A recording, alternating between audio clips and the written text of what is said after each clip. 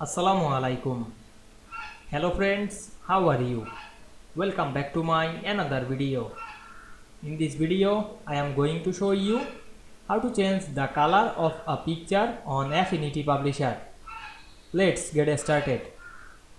Firstly, we have to open Affinity Publisher document. Now we want to change the color of a picture. Firstly, go to a blank page. Then go to the tools section, select the place tool.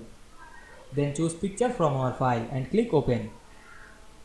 Then place a picture.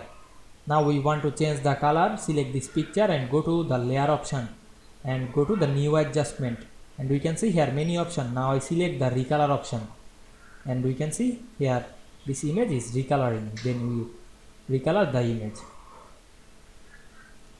Then select close option.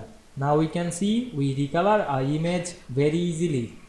I hope you enjoyed the video. Please like, comment, share and subscribe my channel. Thanks for watching.